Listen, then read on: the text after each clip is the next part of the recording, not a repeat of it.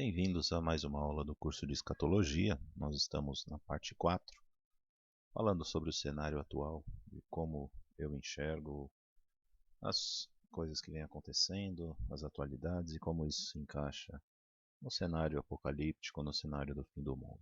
Essa é a aula de número 20. Nós vamos falar um pouco nessa aula como eu vejo hoje de onde vem o anticristo. Nós falamos na aula passada a respeito do cenário dos anos 90, o cenário que foi traçado.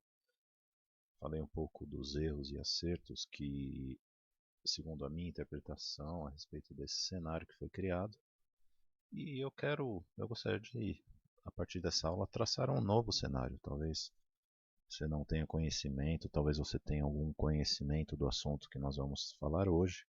Mas talvez seja algo que você pode investigar mais, você pode por conta própria começar a buscar mais conhecimento a respeito do assunto, que é o cenário que eu enxergo como ele sendo mais propenso a ser o cenário escatológico, caso realmente Cristo esteja próximo de vir, né? Bom, para esse cenário e para eu explicar um pouco da minha visão de onde vem o anticristo, eu tenho lido bastante coisas, visto bastante coisas também.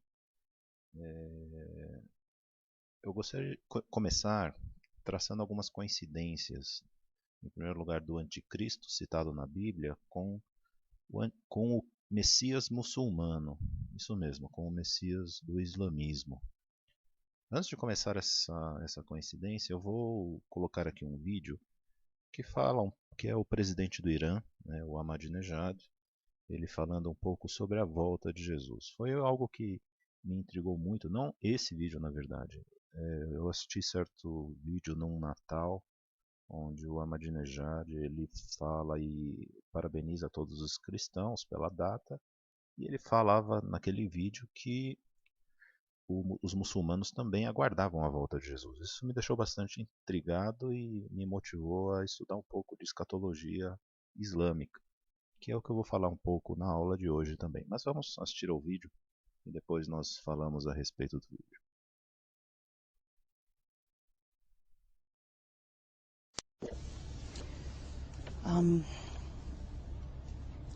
In your speeches, you pray for God to hasten the arrival of the hidden Imam, the Muslim Messiah. Would you tell us, as I know you will speak about this at the General Assembly as well, what is your relationship with the hidden Imam, and how soon do you think before the second coming?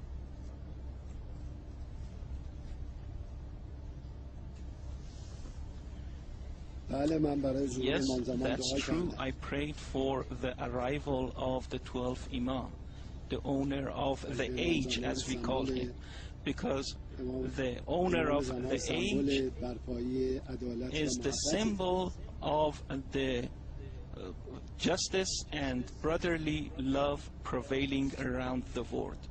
When the Imam arrives, all of these problems will be resolved. And a prayer for the owner of the age is nothing but a wish for justice and brotherly love to prevail around the world.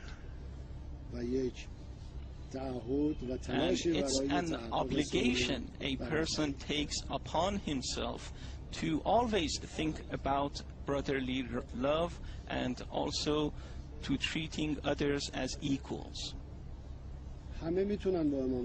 All people can establish such a connection with the Imam of the age. It's roughly the same as the relationship which exists between Christians and the Christ. They speak with Jesus Christ and they are sure that Christ hears them and responds. Therefore, this is not limited to us only. Any person can talk with the Imam. You've said that you believe that his arrival, the apocalypse, would happen in your own lifetime. What do you believe that you should do to hasten his arrival?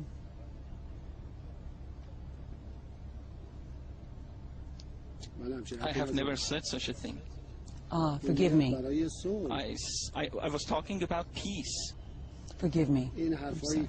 What is being said about an apocalyptic war and global war, things of that nature, this is what the Zionists are claiming. Imam Mahdi will come with logic, with culture, with science. He will come so that there is no more war, no more enmity, hatred, no more conflict. He will call on everyone to enter a brotherly love. Of course, he will return with Jesus Christ. The two will come back together, and working together, they would fill this world with love. The stories that have been disseminated around the world about extensive war, apocalyptic wars, so on and so forth, these are false. Talvez você tenha ficado um pouco surpreso com as citações do presidente do Irã a respeito desse vídeo, né? A respeito das coisas, e principalmente quando se trata ao assunto a volta de Jesus. Jesus, a gente vai falar um pouco sobre a posição de Jesus na escatologia islâmica, mas veja o que ele falou no vídeo, né? Que no futuro os muçulmanos aguardam a volta de Jesus e Jesus vai ajudar essa pessoa que ele citou como sendo Imam Mahdi, né? Imam, na verdade, é a palavra árabe para um líder islâmico, né?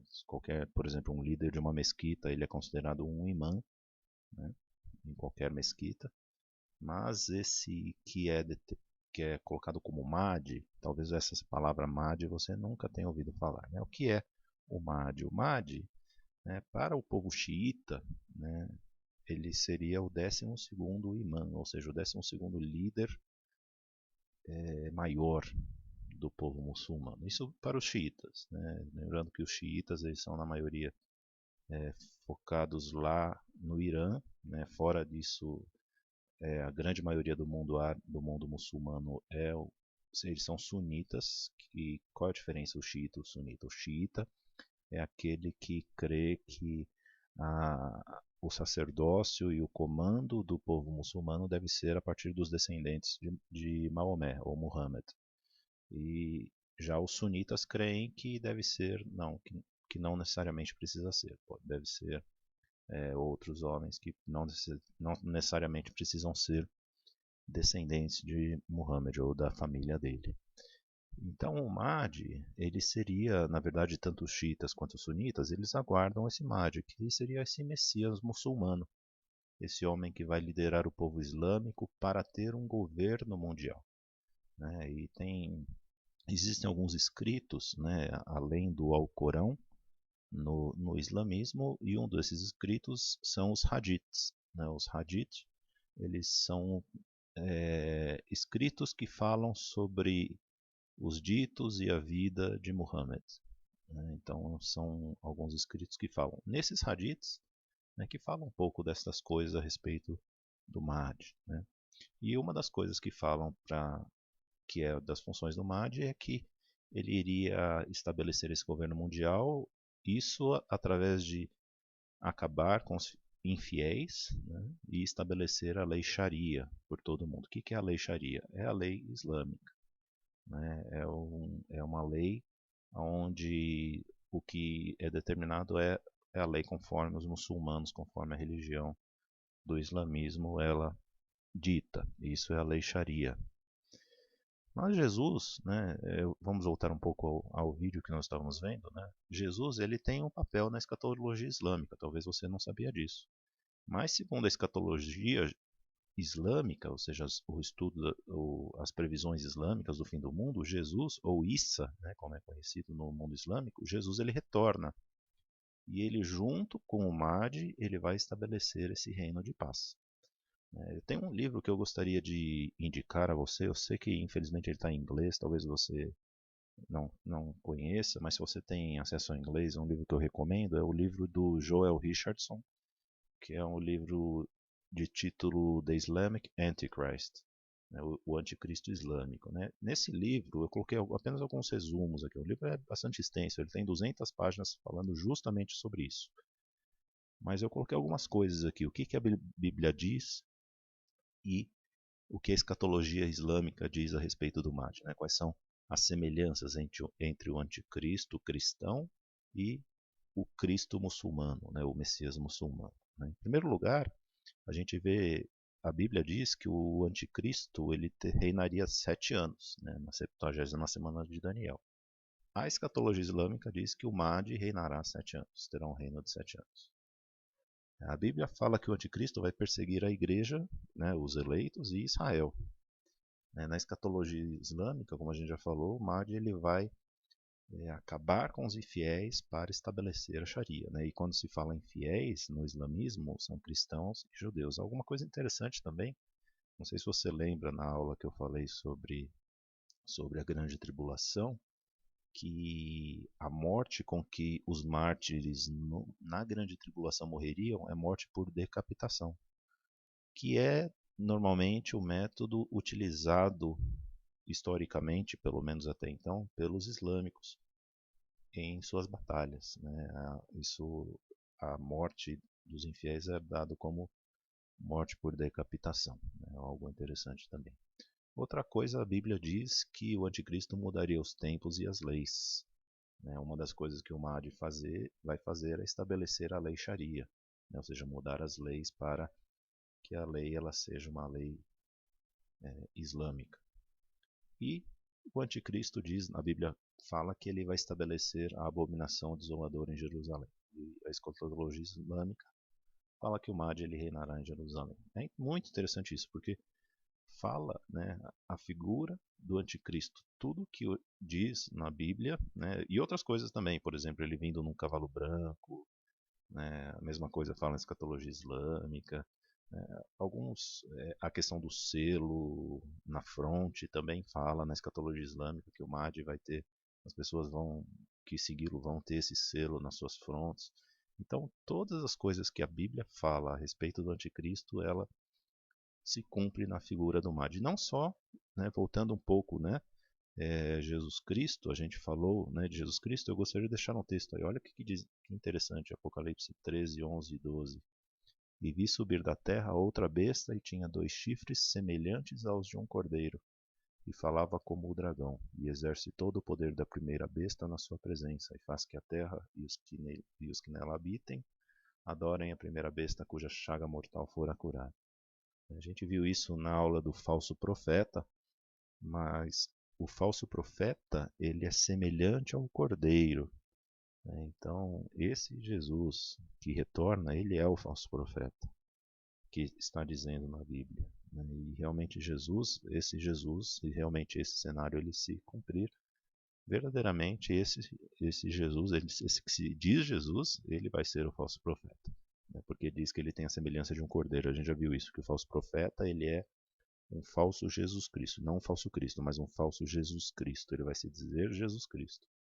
Então a gente vai ter esse cenário aí acontecendo também, né? Esse Mahdi recebendo o poder desse e a autoridade também desta besta que é o falso profeta, que seria um falso Jesus Cristo.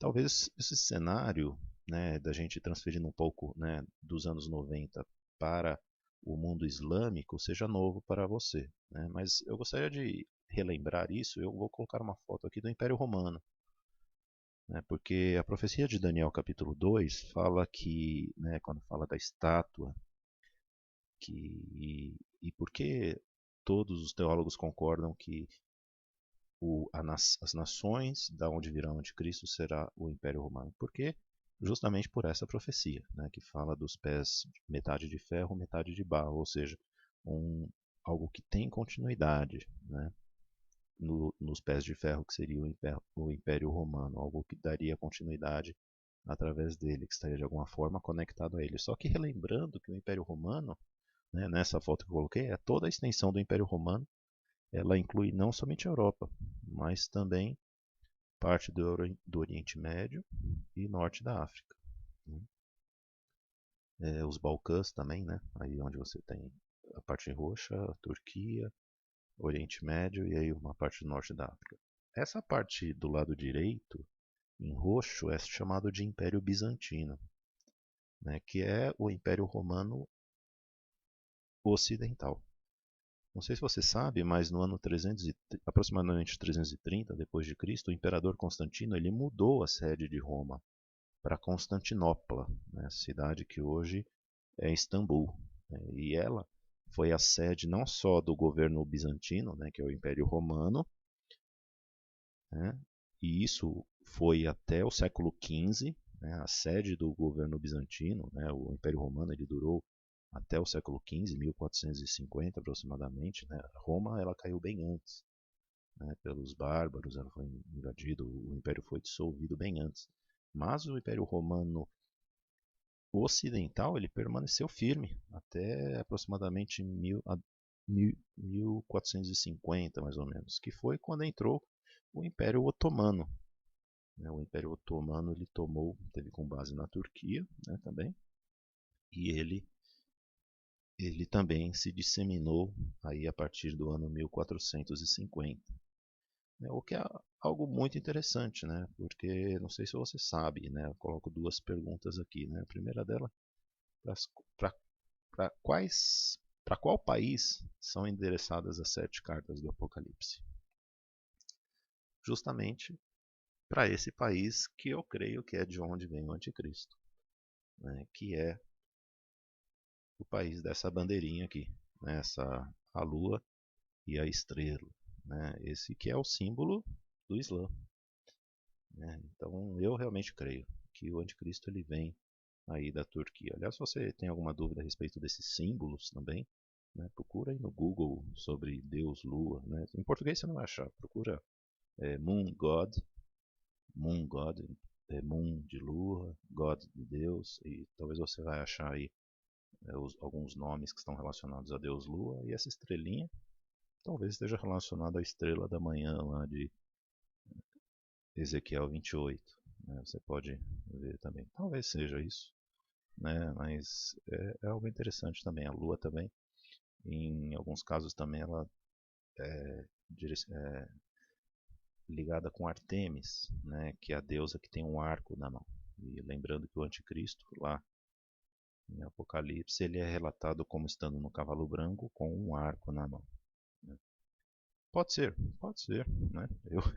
Eu creio que num cenário atual é uma boa explicação. Né? Talvez se não seja esse cenário, como eu disse na aula passada, esses cenários eles mudam aí a cada 2 ou 3 décadas eles se mudam. Mas hoje eu creio que esse é o cenário. Né? Então, se eu fosse colocar, dizendo aí, respondendo a pergunta dessa aula, né, de onde vem o anticristo, no Império Romano, eu colocaria nesse círculo vermelho aí, né, onde hoje é a Turquia, né, onde, segundo Apocalipse, é onde está o trono de Satanás. Né, lá na carta de Pérgamo você pode ver que o trono de Satanás ele está aí, nesse circulinho vermelho aí, que também concorda com as profecias de Daniel, né, o lugar da onde o Império Romano você tem a continuação, então aquela profecia ela continua sendo válida.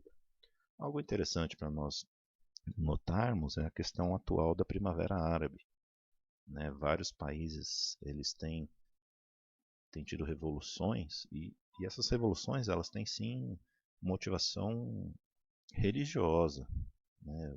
Veja o que aconteceu no Egito, na Líbia, em outros países também, no Bahrein. Muitos países que tiveram seus governos depostos e tudo isso foi motivado por religião. Né? Tem muita influência da Irmandade Muçulmana, né, que é essa entidade que tem se levantado, se organizado. Então, estude sobre isso. Né? Tenha os seus olhos aí voltados para esses países, porque pode ser desses países aí que surjam aí os 10 países do qual virá, ou a liga de 10 países do qual virá o anticristo. Mas é algo para nós termos o olho aberto apenas, mas faz bastante sentido e a gente vai ver na próxima aula que vai falar quais são os países que suportam o anticristo. Isso daí eu vou voltar mais aos textos bíblicos, né? Mostrando na Bíblia quais são os países contra quais Jesus vai lutar quando voltar, quais são as localidades que Jesus ele vai vir para destruir e trazer destruição na sua volta. E a gente vai ver um pouco na aula que vem, mas já está vendo de antemão aí alguns desses países aí na tela. Eu quero deixar um texto um pouco longo, mas um texto que nos exorta, né?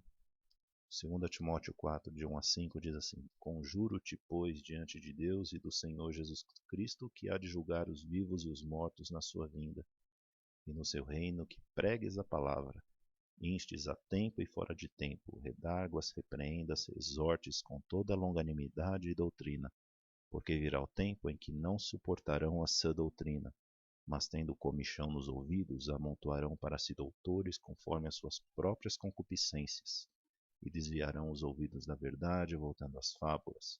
Mas tu, sê sóbrio em tudo, sofre as aflições, faze a obra de um evangelista, cumpre o teu ministério. Olha que texto tão rico e tão atual. O apóstolo Paulo pedindo, pelo amor de Deus, é isso que ele diz aí na primeira frase. Pelo amor de Deus, prega a palavra de Deus. Seja tempo, seja fora de tempo, faça isso. E pregue a sã doutrina, porque vai ter um tempo que as pessoas não vão querer ouvir mais a palavra de Deus. Elas vão ter comichão nos ouvidos e elas vão ouvir aos pregadores conforme os seus próprios desejos. As pessoas, é isso que a gente vê nas igrejas hoje. Elas vão na igreja para terem os seus próprios desejos realizados e não para servir a Deus e para ouvir a palavra de Deus. Mas nós devemos ser sóbrios em tudo e fazer a obra que Deus preparou para nós, a obra de evangelismo, porque sabemos que somente quando a palavra de Deus for pregada ao mundo todo, então virá o fim. Deus abençoe a sua vida e até a próxima aula.